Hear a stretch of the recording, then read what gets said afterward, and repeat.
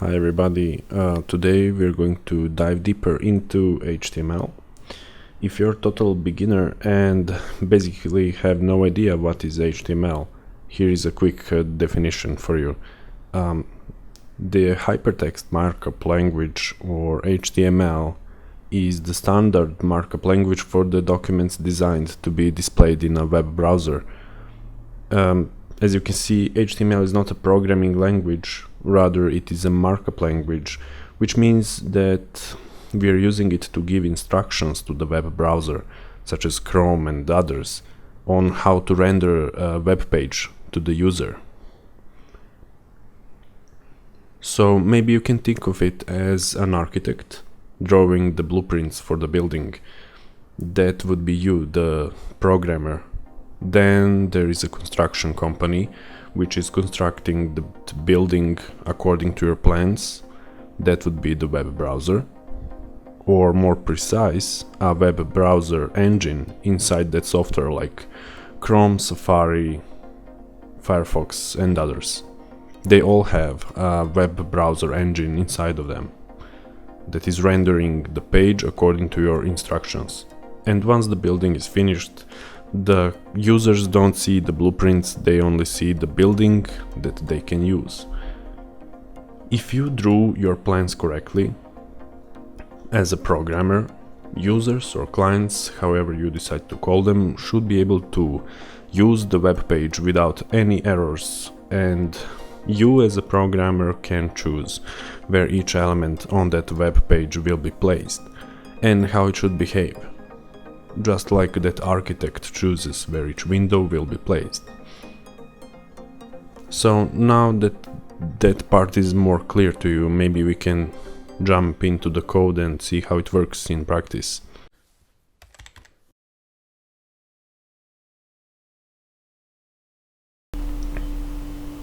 Okay, now that we have a basic understanding of HTML, let's try and see how the code works in practice. Here I have created a new folder on my desktop. It's called First Web Page, and I have opened it with Visual Studio Code, which is something you do not need to really set up at the moment. I will show you how to do it later on, but now that we have this folder opened in the code editor, and there are many of code editors available, which are essentially just text editors that are adapted to be used by web developers. Honestly, you can build an HTML web page with a simple notepad if you like. So here I'm going to create a new file and I'm going to call it page.html. And it is important to use .html because this tells the computer to use this as HTML, so Hypertext Markup Language page. And for now I will just generate a bunch of code, which is really, you shouldn't pay much attention to this now. HTML5. So don't get bothered with this, we will get to this later on. What is important for us to understand for the HTML purposes in this basic lesson is actually what happens here at this part of the code. So I will just hit enter. Again, do not pay attention much to this one. I'll just hide it like this. So whatever is placed in these lines will be generated as our first HTML web page. The HTML works with HTML tags. So think of tags as the beginning and the end of your code. And whatever you place between the HTML tags will be generated as a section of the web page. For instance, there are a lot of HTML tags. There is h1, h2, h3, the p tag or the paragraph tag, So let's try writing some of them down just for you to see how it works in practice. I will just open the brace B, and because this is a website code editor, it automatically closes it down. So for me, I'm able to just write it down, and I can write some test here. Test paragraph. If I save this now and I go back to my folder, I will see that there is a page now, a document called page. And if I try opening it up with Notepad, as you can see, this is what I just wrote.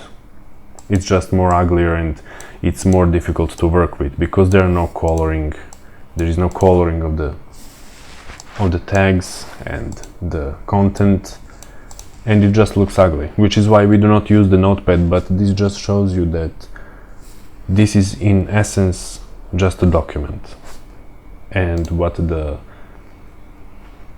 editors that are created for web development are helping you do is distinguish which part of the content of the document will be rendered by the browser and which part will be hidden from the users.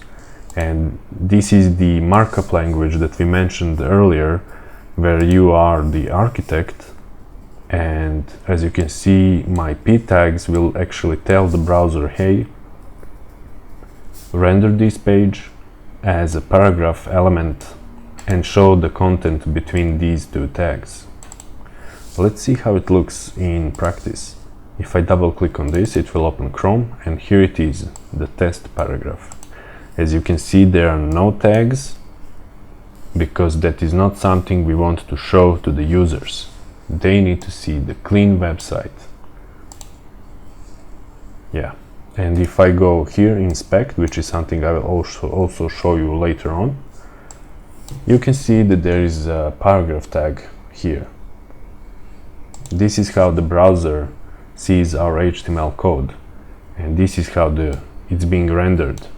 So this is the clean version, and this is the developer version, the architecture of this web page.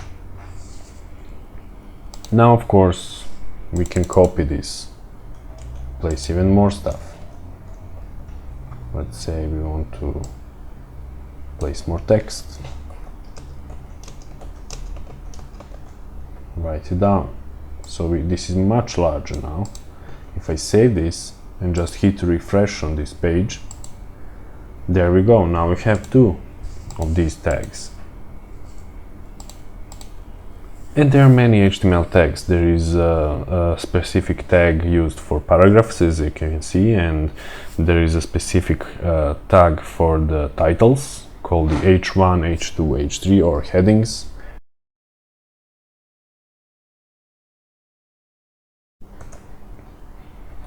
If I type H1 here, H1, it will be closed again, and I will just write title of our first web page. We click save, and if I go back to the browser, there it is, the H1 title. So as you can see, each of these HTML tags just is a series of instructions to the browser engine.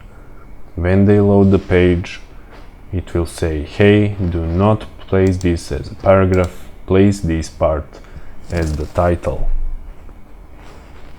And so the browser knows, okay, H1 is the title of the page, this is how it should be shown.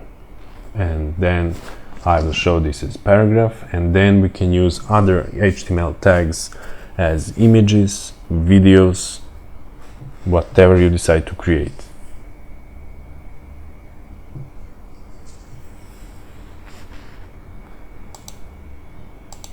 So basically, you can architect your web page whatever you like. Again, do not For now, do not pay attention to these tags, we will cover them later on and what they are being used for. Just focus on these concepts here.